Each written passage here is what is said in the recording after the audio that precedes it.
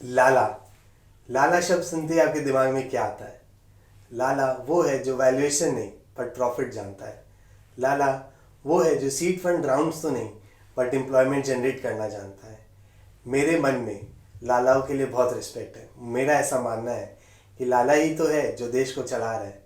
हर शहर में, हर डिस्ट्रिक्ट में ऐसे कितने बिजनेसमैन हैं जिनके बारे में कोई बात नहीं करता, जिन्हें कोई नहीं जानता। नमस्कार, मेरा नाम है पवन अग्रवाल और मैं इस पॉडकास्ट के ज़रिए कोशिश कर रहा हूँ उन बिजनेसमैन की कहानी आप सबके सामने ला सकूँ जो एक्चुअली में इस देश के लिए कंट्रीब्यूट कर रहे हैं, एम्प्लॉयमेंट जनरेट कर रहे हैं और रियल प्रॉफिट जनरेट करके खुद के और अपने एम्प्लॉयज़ के घर भेज रहे हैं। तो चलिए उनकी स्टोरीज़ को कवर करते हैं और उनसे सीखते हैं कि how to do the business the Lala वे।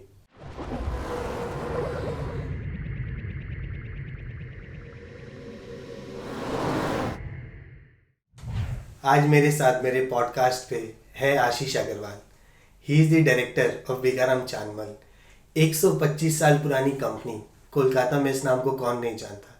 इनके 11 स्टोर्स हैं, 2 फैक्ट्रियां हैं, 100 से भी ज़्यादा प्रोडक्ट्स ये बनाते हैं और अभी तक लाखों लाखों कस्टमर्स को सर्व कर चुके हैं। वेलकम आशीष भाई। थैंक यू वेरी मच पवन। तो आप तो जानते ही आज हम लोग लाला की बात कर रहे हैं। तो जैसे ही मैं लाला शब्द लेता हूँ, आपको क्या लगता है? व्हाट आर योर फीलिंग्स जब कोई आपको लाला बोलता है? लाला मतलब लाला जनरली बोला जाता है कि जो गद्दी में बैठा हुआ है, बड़ा बाजार की गद्दी में बैठा हुआ है, कैश काउंटर में हिलता नहीं है, उसको बस हिसाब देखना होता है और कोई मतलब नहीं। जनरल परसेप्शन जो है लाला के बारे में, ऐसा है? ऐसा कुछ नहीं है। ऐसा कुछ नहीं। जो आदमी को ग्रोथ चाहिए, जिसको सक्सेस चाहिए, जिसको आगे बढ़ना है, उसके लिए वो लाला क्या है? लाला प्रॉफिट कमाने के लिए बैठा हुआ है। तो ये ऐसा क्यों हुआ कि जो स्टार्टअप का फाउंडर है वो ज्यादा पॉपुलर हो गया बट लाला की बात कोई नहीं करता? लाला जो है वो बिजनेस देता है। लाला जो है एम्प्लॉयमेंट देता है। लाला किसी से ना चीटिंग करता है, ना किसी का रुपया लेके वो शान बढ़ाता है। लाला वो है जो प्रॉफिट कमाना जानता है, जो बिजनेस करना जानता है, जिससे इंडिया आगे बढ़ी। पहले इंडिया कोई ये स्टार्टअप से थोड़ी बढ़ी है, पहले इंडिया ये बिजनेस लाला से बढ़ी है। सही बात है। तो चलिए आज आपके बारे में बात करते हैं। आप अपने बारे में, अपने ब्रांड भिकाराम के बारे में कुछ बताएं। भिकाराम 125 साल, ऐसे जैसे आपने बताया वैसे 125 साल से बेसी है। हमारे दादा परदादा ने इसको चालू किया था। मेरे परदादा जी जो है हॉकर थे, वो भुजिया खुद अपने हाथ से इसको बनाते थे। तो जनरेशन टू जनरेशन वो ब्रांड बढ़ते गया। जैसे ही पापा के जनरेशन आए तो उनमें सब फैमिली में डिवाइड हो गया। तो ऐसे जब डिवाइड होता है तो किसी को बेसी मिलता है, किसी को कम मिलता है। तो पापा के पास एक ही दुकान थी। जब डिवाइड हुए तो एक ही दुकान थी। आप लोगों ने 1 से 10 की जर्नी कवर की है। Absolutely correct. वाओ। और भी विदाउट कोई फैक्ट्री नहीं कर, दुकान के अंदर ही माल बनाते थे, छोटे छोटे सामान बनाते थे, उसी को पापा बेचते थे। और पापा अकेले ये सब कुछ मैनेज कर रहे थे? खुद अकेले। इनफैक्ट उन्होंने खुद अपने हाथों से भुजिया और खुद तलते थे हाथों से। वाह। और आज 2 फैक्ट्री और 10 दुकान, 11 दुकान है आपकी। शायद एक रिजॉर्ट भी है, 2 रेस्टोरेंट भी है। करेक्ट। अभी आप कैसे मैनेज कर रहे हैं सब?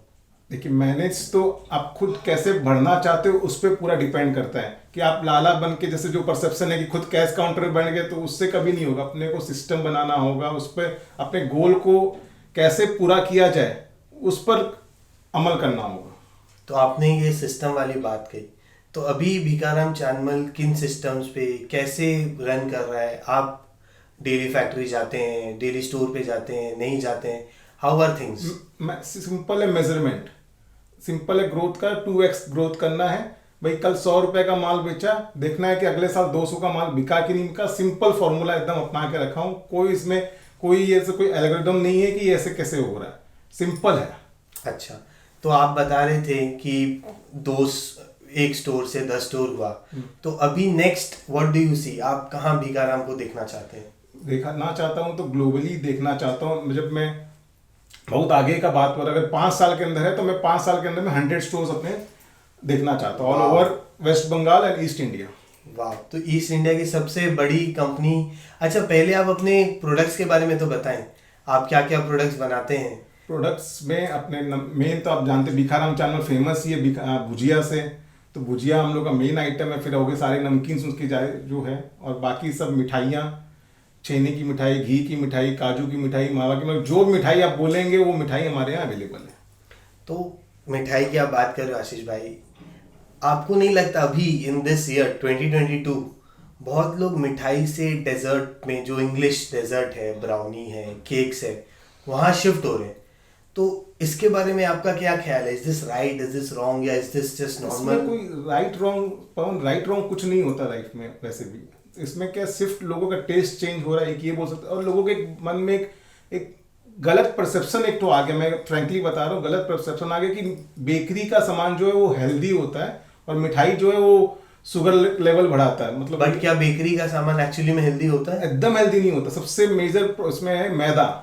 अच्छा। मैदा जो है, जो अपने अवॉइड करना चाहते हैं, वो उसमें सबसे ज्यादा क्वांटिटी में वो रहता है, तो वो कैसे हेल्दी होगा? और अपने कोई मिठाई में मैदा नहीं डलता है, सब हेल्दी चीज डलती है। आप बताओ, लड्डू में बेसन, घी और शुगर, काजू के बर्फी में काजू बर्फी में काजू, बादाम बर्फी में बादाम।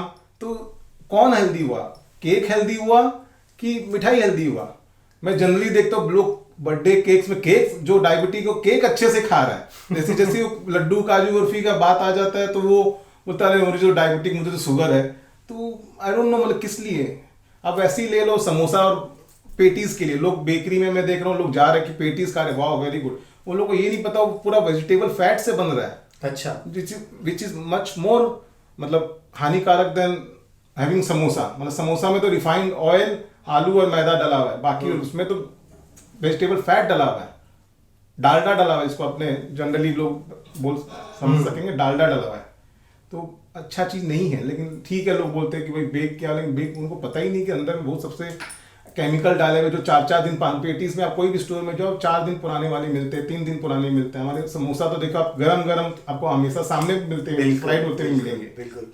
अच्छा आशीष भैया, एक बात ये बताओ कि आपकी पढ़ाई लिखाई आपने बाहर से की, फिर आपको क्यों ये मोटिवेशन आया, क्यों ये लगा कि मुझे इंडिया आना चाहिए, फैमिली बिजनेस ज्वाइन करना चाहिए? बाहर एक्सपोजर के लिए मैं गया था, पढ़ाई करने के लिए, कि एक्सपोजर मुझे मिले। मेरा बचपन से ही था कि मैं अपने बिजनेस जो है भिखाराम चांदमा, इसी को ग्रो करूंगा, इसी की बड़ी फैक्ट्री लगाऊंगा, करीबन 10-15 फैक्ट्री होंगी, 100 दुकान। मतलब उस समय का बात है, मुझे एकदम याद है, एकदम बचपन का बात है। मैं चेन्नई में अपोलो हॉस्पिटल बहुत फेमस था पहले, मैं उस समय करीबन 6-7 साल का हुआ था जब मेरी मम्मी एडमिट थी वहाँ पे। तो मेरे वो जो डॉक्टर, मेन डॉक्टर थी, वो मेरे से पूछी कि बेटा तुमको बड़े होके क्या बनना है? तो मैं सिंपल बोला था, मैं फूड का इंडस्ट्रियलिस्ट बनूंगा। उस समय से मेरे अंदर जब मुझे ख्याल आता, जो आज तक मैं उसको कायम करके रखा हूँ। ना मुझे इंजीनियर बनना था, ना डॉक्टर बनना था, मुझे तो इंडस्ट्रियलिस्ट बनना था। और आज आप काफी सक्सेसफुल बन भी गए हैं, 2 फैक्ट्री आपने लगा भी ली है। एकदम एकदम। तो अगर कोई नया बिजनेसमैन, कोई एंटरप्रेन्योर अगर आपसे मिले, आपसे एडवाइस मांगे, तो ऐसी क्या एडवाइस आप उसको देंगे जो वो भी ग्रोथ के रास्ते पे चल सके? इम्प्लीमेंट कर दो, जो सोचा है तुरंत इम्प्लीमेंट कर दो। खराब होगा, अच्छा होगा, उसके बारे में मत सोचो। जो सोचा है अभी तुरंत इम्प्लीमेंट कर दो, तो वो काम हो जाएगा। यही मैं ग्रोथ के लिए बता रहा हूँ। नहीं, बट अगर आपको नहीं लगता कि अगर मैं और प्लान करूँ और ज्यादा सोचूं तो वो बेटर है? सोच सकते हो, लेकिन इम्प्लीमेंट ही नहीं होता। मैं तो खुद अपना ही बता देता हूँ। जब मैं जब ज्वाइन किया था तो मुझे लगता था perfection is the main thing. जब परफेक्शन नहीं होगा तो उससे पहले काम नहीं चालू करना चाहिए। मैं 2-3 साल तक बहुत उसमें वो अपने आप को रगड़ा, अपने आप को बहुत सॉर्ट किया कि भाई ये और अच्छा करना, और अच्छा। देखता हूँ कि आखिर में वो निकला ही नहीं। 2-3 साल तक वो प्रोडक्ट डेवलप ही नहीं हुआ। फिर उसके बाद मैं और अच्छे इंडस्ट्रीज से कंसल्ट करता था, अच्छे जो ऑलरेडी एंटरप्रेन्योर बड़े आदमी बन गए उनसे कंसल्ट करता। वो बोलते थे बेटा तुम इम्प्लीमेंट कर लो, बस तुम चालू कर दो काम, देखो अपने आप ही तुमको रास्ता मिल जाएगा। तो मैंने जब से वो चीज चालू किया तब से देखा कि हाँ मेरा बिजनेस जो है अपने आप ग्रो करने लग गया। तो एंटरप्रेन्योर्स को भी यही बोलता हूँ कि जो दिमाग में अच्छा कोई चीज मन में आता है कि हाँ ये अच्छा नया चीज चालू करने का, तो वो आप तुरंत करोगे तो अपने आप ही रास्ता मिल जाएगा। Very nice. तो इम्प्लीमेंटेशन इज दी की फॉर सक्सेस। आप किसी भी एंटरप्रेन्योर कॉलेज स्टूडेंट को ये बोलेंगे कि कोई भी आइडिया आए, वेट मत करो, उस पर लग जाओ, काम चालू करो। करेक्ट। बट अगर कोई फैमिली बिजनेस ज्वाइन करे, जैसे आपने फैमिली बिजनेस ज्वाइन किया, तो is it easy, is it difficult? क्योंकि आपको आपके फादर के साथ ज्वाइन करना पड़ता है, उनके काम करने का एक अलग स्टाइल है, आप बाहर से पढ़ के आए हो, उसका एक अलग तरीका है। Correct. आपके पापा जैसे आपने बताया कि दुकान में ही बनाते थे, वहीं बेचते थे, तो is it easy, is it difficult, how would you define? देखिए हर जगह हर समय ये जनरेशन गैप ऑफ माइंडसेट ये रहेगा ही रहेगा, चाहे कोई कितना ही बोले, हमेशा रहता है। और ऐसा नहीं है, और उन्होंने हमेशा मेरे को जो मैंने इम्प्लीमेंट करने चाहा वो कभी भी बीच में नहीं आए, मतलब उनको मेरे को सहायता ही दी कि हाँ आशीष इसके ऐसे नहीं, ऐसे कर लो तो और बेटर हो जाएगा। वो मेरे को कभी रोका नहीं। हाँ ठीक है, ये वो मैं थोड़ा ज़्यादा जंप करना चाहता तो बोलते आशीष थोड़ा सा धीरे धीरे जंप करो तो बेटर रहेगा, तो जल्दी से गिरोगे नहीं। ये उन्होंने बताया। लेकिन होते ना जब यंग रहते हैं तो हम लोग को लगता है कि हाँ भाई ऊंचा चलांगी सीधा मार लो, खून में उबाल। हाँ वही एग्जैक्टली। तो उन्होंने अच्छा रास्ता बताया मेरे को, हमेशा सपोर्ट। कभी भी आज तक मुझे याद है कि उन्होंने कोई चीज़ के लिए ना नहीं किया। बोला हर चीज़ में बेटा हिसाब लो, बस जो करो उसका हिसाब रखो और कुछ नहीं। तो जैसे एंटरप्रेन्योर्स के लिए तो आपने एक बहुत अच्छा, एक बहुत इंपॉर्टेंट टिप दी। हाँ। वैसी उन बिजनेसमैन के लिए आपकी क्या टिप रहेगी जो फैमिली बिजनेस ज्वाइन कर रहे हैं? वो मैंने बहुत बार देखा है कि एक स्ट्रगल रहती है पापा के साथ, एक सेट सिस्टम के साथ। तो उनके लिए आपका क्या मैसेज, क्या एडवाइस है?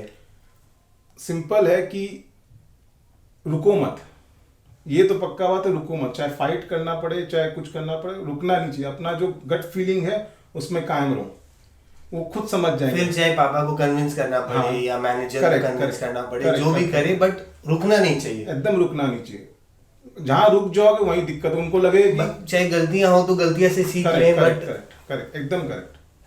तो उसमें अपने आप ही अलाइन हो जाओगे। फादर आपके साथ अपने आप ही लगेगा कि आप जब खुद कर रहे हो, मेहनत दिख रहा है कि हाँ मेहनत का वो रंग ला रहा है, वो ग्रोथ हो रहा है।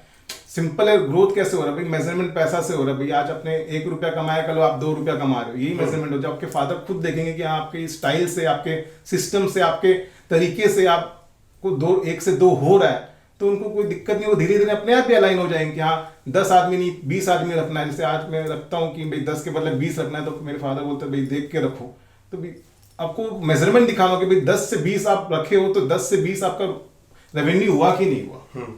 तो आप अपनी कोई स्टोरी बताओ कि कौन सी चेंज आप करना चाह रहे थे, क्या आपको सपोर्ट मिला, रेजिस्टेंस मिला? सम स्टोरी ऑफ भिकाराम चानमल, आशीष अग्रवाल क्या इम्प्लीमेंट करना चाहता था, कैसे हुआ, कैसे नहीं हुआ, सपोर्ट मिला घर से, नहीं मिला? कोई एक story for the audience. Story तो यही है कि बहुत ही स्क्रैच से हम लोग ने चालू किया, बहुत ही स्क्रैच में, एकदम ही नीचे से। जो भिकाराम चानमल आज है वो पहले उस समय था ही नहीं, उस लेवल में था ही नहीं। तो बहुत ही स्क्रैच से, बहुत स्ट्रगल करना पड़ा। नो हाउ नहीं था, मतलब मेरे को पूरा नो हाउ जनरेट करना पड़ा, खुद ही क्रिएट करना पड़ा। लोगों से पूछ के, सबसे पूछता हूँ, रिलेटिव से पूछता हूँ जो ऑलरेडी उस लाइन में है, जो इस इंडस्ट्री में आगे बढ़ चुके हैं, उनसे राय लेता हूँ। मतलब बहुत जगह स्ट्रगल करते करते इस चीज़ पे मुकाम में पहुँचे। ये एक बहुत बड़ा मेरे लिए मतलब आप कुछ भी बोलो, अपॉर्चुनिटी बोल लो इसको या सेटबैक बोलो, दोनों मेरे मतलब प्लस पॉइंट ही मेरे लिए था। देखा जाए तो ये जो था उस प्लस पॉइंट था, क्योंकि अब जितना ये स्ट्रगल करोगे उतना आप चीज़ सीखोगे। और जो अब जो सीख गया वो आपके रूट में चला जाएगा।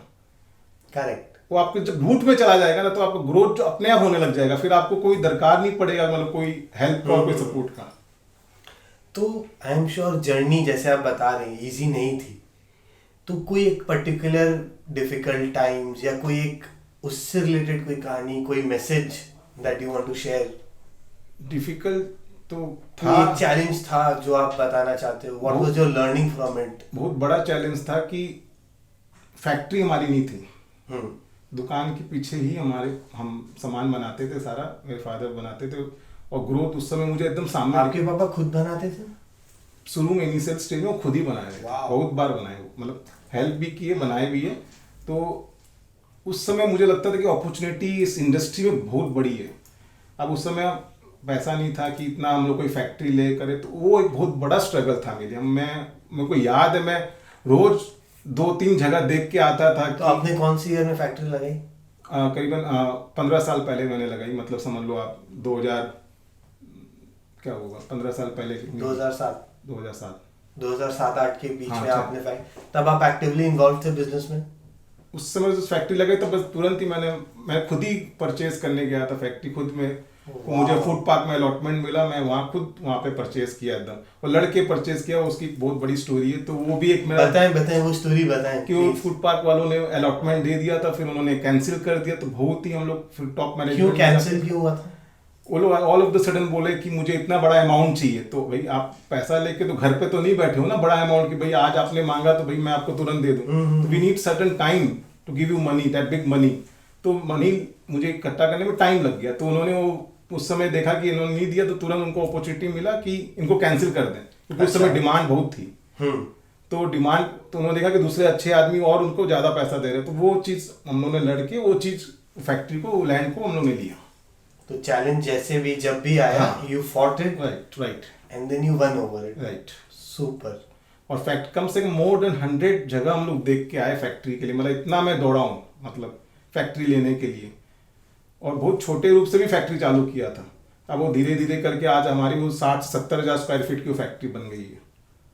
व्हाट केप्ट यू गोइंग, मतलब आपको क्या मोटिवेट करता था जब भी ऐसे डिफिकल्ट टाइम्स आते थे? आप किसी गुरु के पास, किसी टीचर के पास, किसी कोच के पास, या पापा के, मतलब कैसे, what motivated you, what kept you motivated? मेरी मम्मी जो है वो मोटिवेट करती थी कि बेटा जो होगा अच्छे के लिए ही होगा, तुमने फैक्ट्री लिया है या नहीं मिला है, जो भी कुछ है अच्छे के लिए ही हो रहा है। तो ये एक मोटिवेट किया। दूसरा मेरा सपना कि मुझे तो इंडस्ट्रीज बनना है, फूड में इंडस्ट्रीज, बड़ा इंडस्ट्रीज बनना है। तो ये एक सपना, फैमिली सपोर्ट, प्लस मैं सबसे एडवाइस लेता था how to go about it, कैसे आपको चलना चाहिए। तो वो सारे मिक्स होके ही एक ठो पाथ मिलता है कि हाँ ऐसे ही करना चाहिए। तो आज जब आशीष अग्रवाल को लगता है कि थिंग्स आर गेटिंग टफ, तो आज आशीष अग्रवाल क्या करता है? वो कैसे रिलैक्स करता है या कैसे खुद को मोटिवेट करता है? मतलब ये पार्ट ऑफ लाइफ है टफ, लेकिन आपको टफ पता चलेगा तो इजी का आइडिया होगा, मतलब नहीं तो आपको इजी का आइडिया ही नहीं होगा कि सुख दुख क्या होता है। दुख आने के बाद ही सुख का पता चलता है, तो सुख का पता ही नहीं चलेगा आपको। तो टफ आने से ही आप मजबूत, तो स्ट्रांग होते हो। सिंपल है, आप एक स्ट्रांग होते हो। टफ नहीं, अगर आप स्ट्रांग नहीं, आप सिंपल बन गए, अरे आपको लड़ने की ताकत नहीं रहेगी। टफनेस आने से आपको लड़ने की ताकत रहेगी। करेक्ट। सो आप उस तरीके से देखते हो कोई भी डिफिकल्ट टाइम, तो मैं उसको एक्सेप्ट करता हूँ, मैं भागता नहीं हूँ, उसको एक्सेप्ट करता हूँ। मैं अपने एम्प्लॉयज को भी बताता हूँ कि कस्टमर से कोई प्रॉब्लम हो गया, कोई चीज, तो उससे फेस करो, उससे उनसे लड़ो मत, फेस करो, मतलब उससे बातचीत करके उसको सॉल्व करके आगे बढ़ो। माइंड में मत रखो हो गया सो हो गया, अब आगे बढ़ो। तो वही सिंपल फंडा। आज कोई प्रॉब्लम हो गया तो मैं उसको रखता ही नहीं, कल वापस से वो नया, वो कल क्या हो गया उससे कुछ नहीं। हाँ, लेकिन ऐसा है कि नेक्स्ट टाइम ऐसा ना हो, वो सिस्टम में बैठा देता हूँ।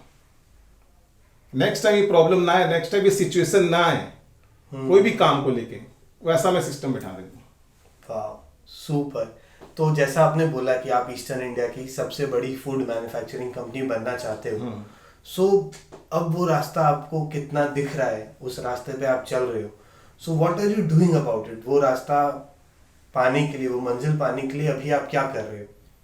नंबर ऑफ स्टोर्स में बढ़ा रहा हूँ अपने। मैं रोज ही कहीं ना कहीं हर हफ्ते 2-3 जगह और देखने जाता हूँ। फैक्ट्रीज बढ़ा रहा हूँ, फैक्ट्री को, और मैं अभी बात कर रहा हूँ बड़ी फैक्ट्री लेने का। तो और भी अलग अलग कॉन्सेप्ट से मिठाइयाँ बनने लग गई हैं, अलग अलग टेक्नोलॉजी आ गई जिससे मिठाई का सेल्फ लाइफ और बढ़ जाएगा, तो उससे जो है डिस्ट्रीब्यूशन और ईजी हो जाएगा। तो वो चीज़ में मैं आगे बढ़ रहा हूँ। और क्वालिटी भी आप वैसी मेंटेन करें जो हमेशा से थी? एकदम, क्वालिटी में ही तो हम लोग की जान बसी हुई। क्वालिटी ही नहीं देंगे तो फिर आगे कैसे बढ़ेंगे? तो आशीष भैया, we talked a lot about your business, family, restaurants, resort. घर वगैरह के लिए भी टाइम निकाल पाते हो कि क्या? पूरा टाइम निकालता हूँ घर का, तो मैं पूरा टाइम निकालता हूँ। मैं नियम है, रात को आऊँगा तो डिनर मम्मी पापा के साथ करूँगा। अच्छा। संडे के दिन बच्चों के साथ बोर्ड गेम्स खेलूंगा, वाइफ को बाहर घुमा के लेके आऊँगा।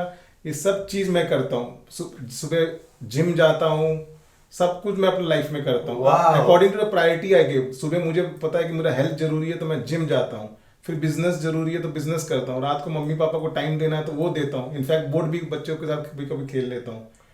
तो हर चीज़ का अपना अपना टाइम पे प्रायोरिटी देता हूँ, उस तरीके से मैं मैनेज करता हूँ।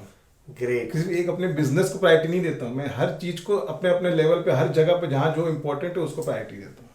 So Ashish Agarwal is a complete man, family and in business. Wow. अब आप बोल रहे It was a great honor and privilege to have you here, Ashish Bhaiya. Thank you so much for accepting the invitation and coming Pleasure is all mine. Pleasure is all mine. and addressing the audience, the viewers of the podcast.